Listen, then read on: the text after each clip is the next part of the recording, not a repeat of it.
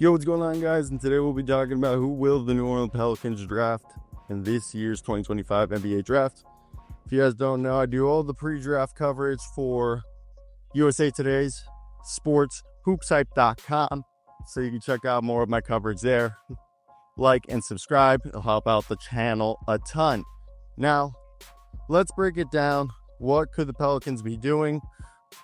Their new head of basketball operations, Dumars, is going to be a guy who said they're building around Zion.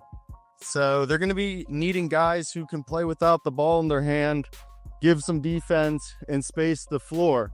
So I think the biggest thing here is if you look at somebody like, if Concanipple is available right here, they're taking Concanipple. There's no questions asked. So I think that's the first and most obvious thing. This is a guy who I've compared him to a not as long, a better three-point shooting, little bit not as good defensively because he doesn't have the length, but he tries the hell out of it. Legit Swiss Army knife version of DeAndre Hunter in Concanipple. And I know he measured in 6'5", 6'6", but he can play the 2 or the 3. I think he'll be more effective at the 2, just being bigger. He's thick, sturdy guy, coach's dream. You know the joke, scrappy, gym rat, will shoot the cuff off the ball. Like really somebody that if your team like the Pelicans who believe like they have the pieces to be a playoff team, that's the guy you draft. And that's kind of what they need. A big, tough, versatile scorer or shooter who can also provide some defense. No offense to Jordan Hawkins. He's had his moments, but he's not timid, but he's a little skinny. He's a little small. They need someone who can give them some size, especially at the 2. Then the other options would be, I think Yves Messi, a guy I've spoken to and talked to and interviewed, is the big man of the future. So you either sign or trade for somebody to be his backup, or you draft somebody.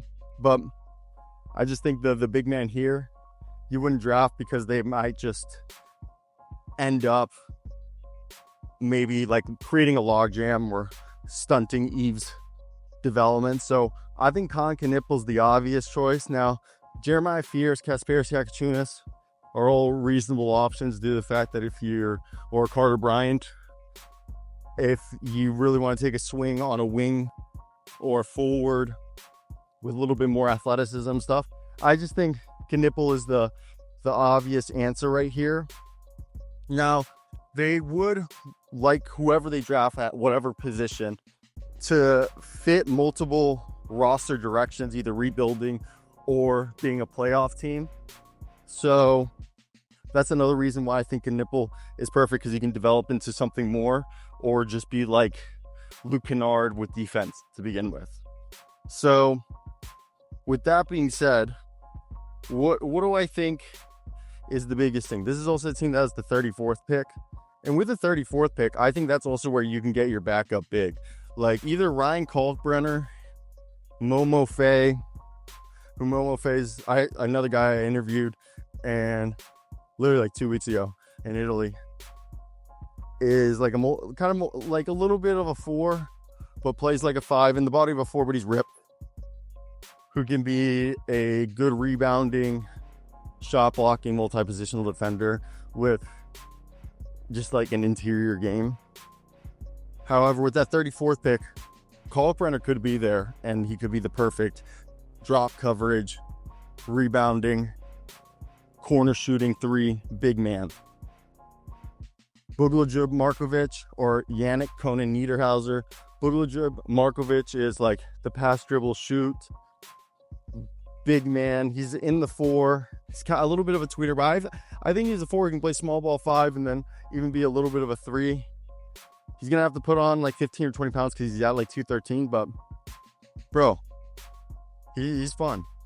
I think it's a little too early to take Janai Broom, and I'd rather just take the Swedish man in Yannick Conan Niederhauser, as he might, turn into like a poor man's Daniel Gafford if it all pans out well. So to me, that's the most interesting part right there is that if I'm them, yeah, let's get Knipple or whoever. If like for some reason Trey Johnson or somebody falls there, obviously you would take that, but you take Knipple or whoever you like. I'm assuming Knipple right there at the 7 mark, and then you turn around and you go down to 34. You just stay put.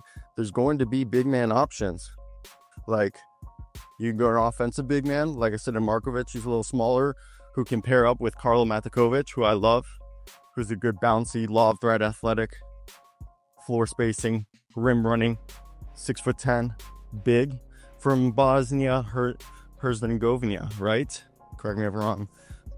I really think Yannick Niederhauser or Ryan Kalkbrenner would be the best. Another one's Maxime Renault, but I think he's probably going to be gone. But Kalkbrenner or Niederhauser would just allow you to stagger Matikovic, Niederhauser, and Yves Messi, which will give you just constant floor running and interior presence that for a team like the Pelicans, especially where they're at, would really benefit from having constant rim protection and size next, and people who can run the floor with a Zion Williamson.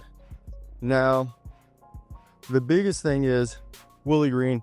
I think that's another thing is that he's going to love having guys like that, just because he hasn't had them yet either.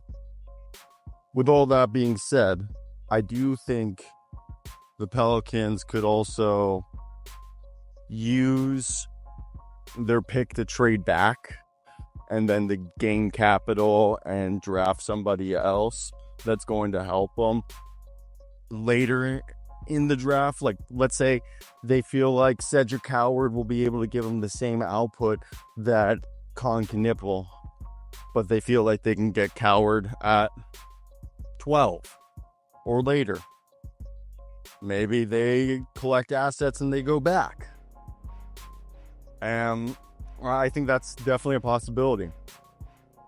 I wonder what's going to be the long-term, I don't know, not hold up, but definitely what's the long-term prognosis on CJ McCollum. And obviously it seems like Bruce Brown's not coming back. Are you keeping Kelly Olynyk? I think Olynyk works. So I think you got to answer those questions, and that'll help give you a clearer picture on what the future is going to look like with this team. I think you also could be secretly trading Zion, maybe not in the off season, but mid-season or next off season, where you basically spend this off season putting an incredible roster around him just to prop him up and rebuild his trade value. So you can actually finally do a rebuild, because you can't rebuild truly with Zion on the team, just because that's going to be him healthy. A big if. A 30-win team. So that's it. If you guys made it to the end of the video, I want to hear your guys' thoughts. What do you think the Pelicans should do with their draft picks this year? And what do you expect and why? I definitely think they're in a situation that is pretty interesting, to say the least. So, ciao.